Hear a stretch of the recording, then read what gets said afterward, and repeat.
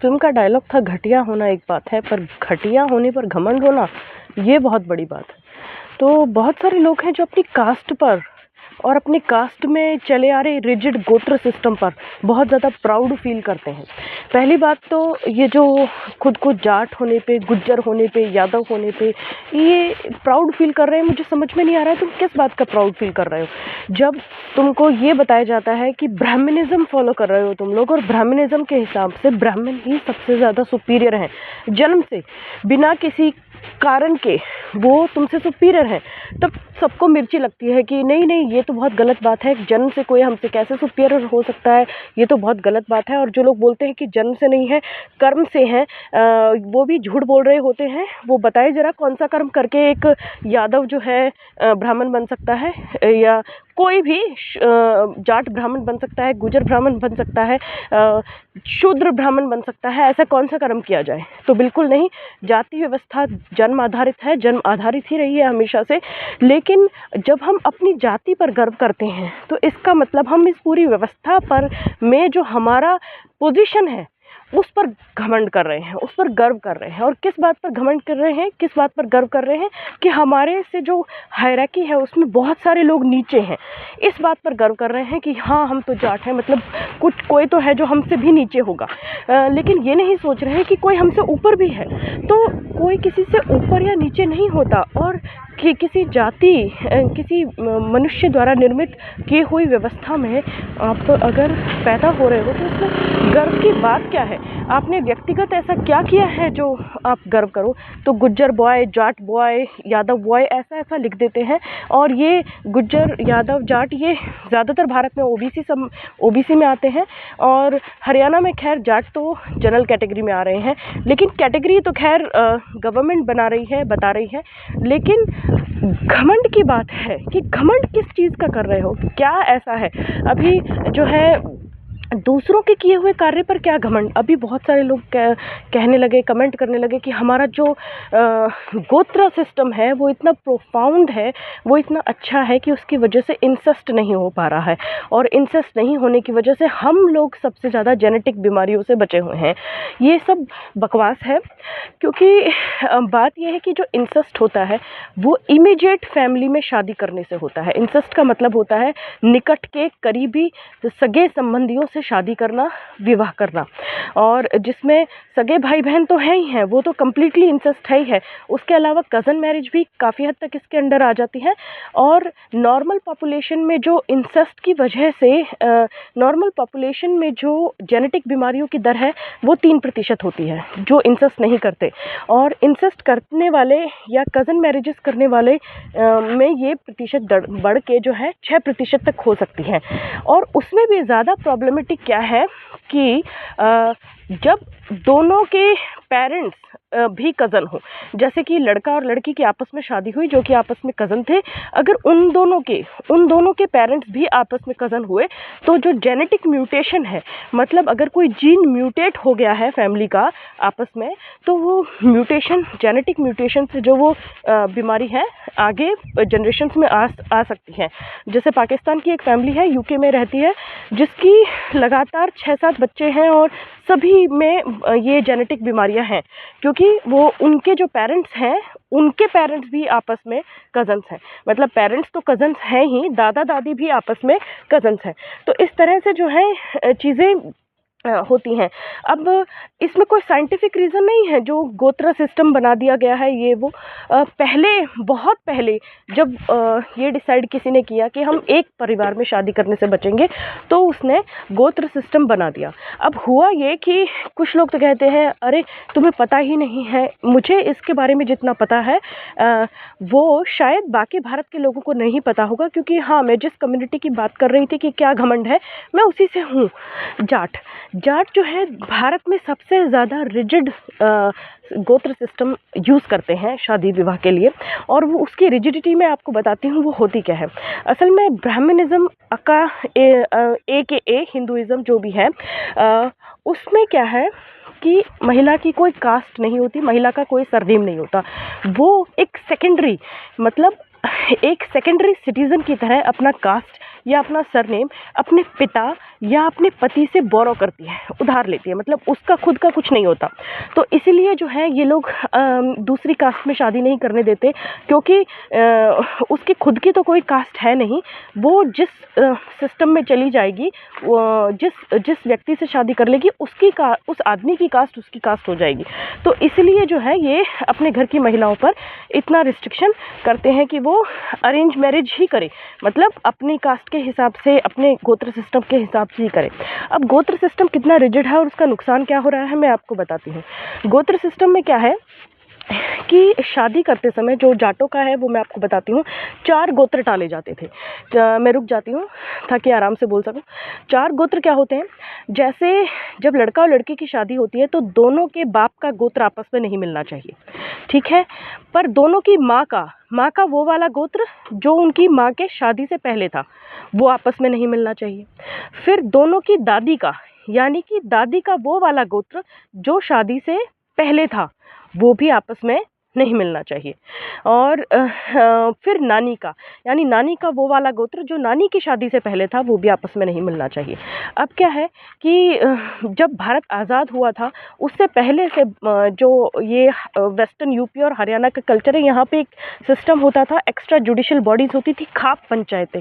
अब इन खाप पंचायतों को ख़त्म नहीं किया गवर्नमेंट ने, इनको ख़त्म कर देना चाहिए था। खाप पंचायतें जो है पूरी तरह से पुरुषवादी और पुरुषों का संगठन है, और ये डिक्टेशन, जैसे फतवे होते हैं ना, जो आपने टीवी पर मशहूर कर दिया गया है तो सुना होगा, जैसे फतवे जारी किए जाते हैं कि ऐसा करना है वैसा करना है, इस तरह से खाप जो है सोसाइटी को डिक्टेट करती है शादी ब्याह के मामले में।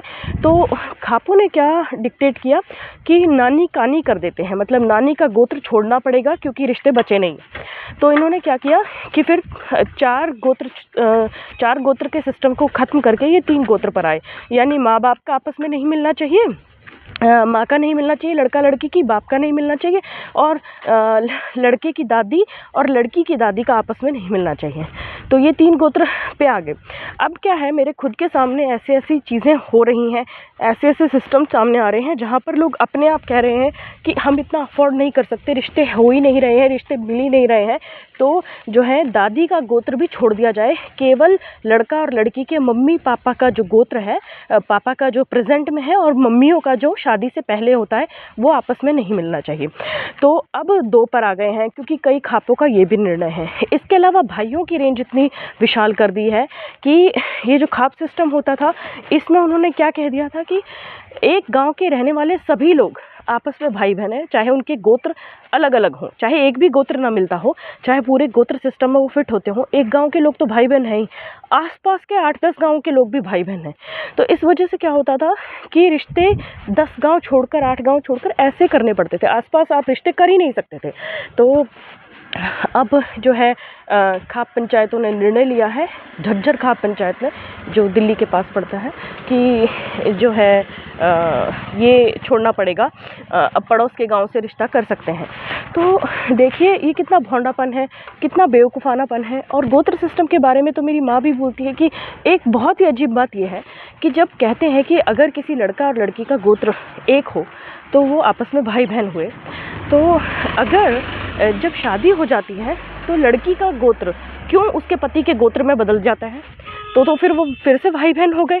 तो ये वाली जो चीज़ें हैं ये बिल्कुल बेवकूफ़ी है, और इंसेस्ट नहीं है, ये इंसेस्ट नहीं होता। ये इंसेस्ट तब होता है जब एक ही परिवार के सदस्यों में आपस में विवाह संबंध हो, जो रक्त संबंध एक हो, मतलब जिससे आपको ब्लड खून का रिश्ता जिससे है, अगर उससे आप शादी करते हो तो वो इंसेस्ट होता है। अभी कज़न मैरिज भी पूरी तरह से इंसेस्ट नहीं होती, इंसेस्ट सगे भाई बहनों को ही कहा जाता था, लेकिन कज़न मैरिज भी परिवार में रक्त संबंध तो आता है, इसलिए उसको इंसेस्ट के दायरे में डाला जा सकता है। अब इसमें भी जेनेटिक बीमारियां, ये जो घमंड है ना कि हमारे साइंटिस्ट इतने बढ़िया थे कि इन्होंने जेनेटिक बीमारियों से बचने का तरीका ढूंढ लिया था। नॉर्मल पॉपुलेशन में जेनेटिक बीमारियां क्या होती हैं, सिर्फ 3%, और इस तरह के पॉपुलेशन में जो आपस में विवाह करते हैं 6% तक की दर है। और उसमें भी परेशानी ये है, जब जो लड़का लड़की आपस में शादी कर रहे हैं वो तो आपस में कज़न्स हैं ही, अगर उनके पेरेंट्स भी कज़न हैं तो ये प्रॉब्लम आती है। तो ये गोत्र व्यवस्था पर और जाति व्यवस्था पर गर्व करने वाली तो कोई बात नहीं है। ये जो घमंड है ना, इस घमंड की वजह से इंडिया तरक्की नहीं कर पा रहा है।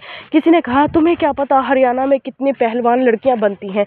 अरे भाई, फोगाट फैमिली के घर में लड़का नहीं हुआ तो उन्होंने लड़कियों को रेसलिंग सिखा दी और तब से ये चीज़ें चल पड़ी। इसका मतलब ये नहीं है कि यहाँ लड़कियों का बड़ा सम्मान हो रहा है। यहाँ पे भ्रूण हत्याएं हो रही हैं। हरियाणा सबसे ज़्यादा भ्रूण हत्या करने वाला स्टेट है, अभी भी हो रही है। जिन लड़कों के पास ज़मीन कम है या जिन लड़कों के पास जो है नौकरियां नहीं हैं, उनकी शादियां नहीं होती, और जिनकी शादियां नहीं होती उन लड़कों का बहुत बुरा हाल होता है। भाई भाभी उनकी ज़मीनें हड़प लेते हैं, बुढ़ापे में उनको कुछ सपोर्ट सिस्टम नहीं मिलता। और ये जो है कह रहे हैं कि लड़कियां अकेली रहने पर बहुत परेशान हैं, ऐसा नहीं है। आपको पता होगा, ये फैक्चुअल इन्फॉर्मेशन है पूरी दुनिया में कि जो महिला जब बिना बच्चे की होती है या शादी उसकी नहीं होती, या वो शादीशुदा या शादीशुदा और बिना बच्चे वाली जो महिला है, यानी कि सिंगल चाइल्ड फ्री वुमेन, वो हैप्पीएस्ट ग्रुप ऑफ ह्यूमन है। मतलब इंसानों का सबसे सुखी और सबसे खुश तबका वो महिलाएं हैं जिनके बच्चे नहीं हैं और जो शादीशुदा नहीं हैं। और जो आदमी हैं, अगर वो शादीशुदा नहीं होते, उनके बच्चे नहीं होते, परिवार नहीं होता, तो वो सबसे दुखी लोगों में आते हैं। तो इसी से पता चलता है कि शादी किसके फ़ायदे की चीज़ है, और महिलाओं की या पुरुषों के। तो गलत बातों पर घमंड करना छोड़ दीजिए, और जाति व्यवस्था पर तो बिल्कुल घमंड नहीं करना चाहिए। गोत्र सिस्टम किसी साइंटिस्ट ने नहीं बनाया है। अगर शुरू में ये इंसेस्ट माना भी जाता था तो अभी 10-15 पीढ़ियों बाद ये कोई इंसेस्ट फिंसेस्ट नहीं है। ऐसी बेवकूफ़ी से बचना चाहिए। और जो है कुछ लोग हैं जो पर्सनल अटैक पर आ जाते हैं, नहीं तो तुम कर लो ना, नहीं मुझ पर आप मत आइए। मेरी कहानी जो है मैं काफ़ी वीडियोस में थोड़ा थोड़ा करके बताती रहती हूँ।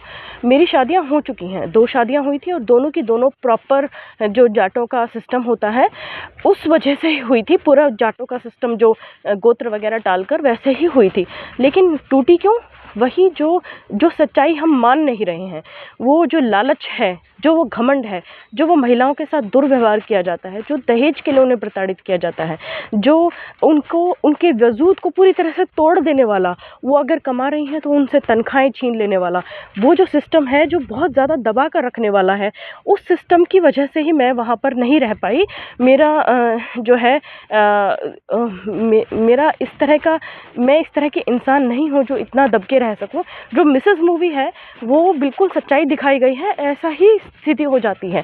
तो जब हम औरतों को अच्छा ट्रीट नहीं करेंगे, उनके साथ अच्छा बर्ताव नहीं करेंगे, कोख में हत्याएं करने लगेंगे, लड़कियों की कमी कर देंगे, जब अभी तक फीमेल फॉल्टिसाइड करेंगे, डाउरी हैरेसमेंट्स करेंगे, 7,000 औरतें हिंदुस्तान में आज भी डाउरी के लिए मारी जाती हैं। जब हम ऐसी चीज़ें करेंगे तो हम गर्व किस चीज़ पर कर रहे हैं? तो ये जो फालतू का घमंड है ना, ये छोड़ देना चाहिए। और क्या हम बदल सकते हैं, क्या हम सुधार ला सकते हैं? झूठ बोलकर, दिखावा करके तो हम कोई सुधार नहीं ला सकते। अभी कुंभ के बारे में अगर कोई सच बोल दे कि वहाँ लैट्रिन का पानी चल रहा है और उस पर नहीं नहाना चाहिए, तो लोग नाराज़ हो जाते हैं, कहते हैं कि ये तो बदनाम कर रहे हैं हमारे सनातन को।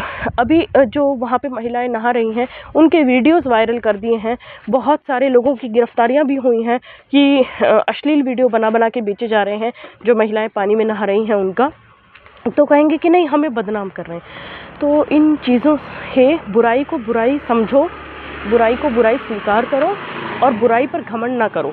और ये पुरुषों का भी क्या है कि जैसे ही महिला कुछ मुँह खोलती है, बोलती है जो सड़क है ये आदमियों ने बनाई, ये बिल्डिंग ये आदमियों ने बनाई, ये ऐसा किया वैसा किया।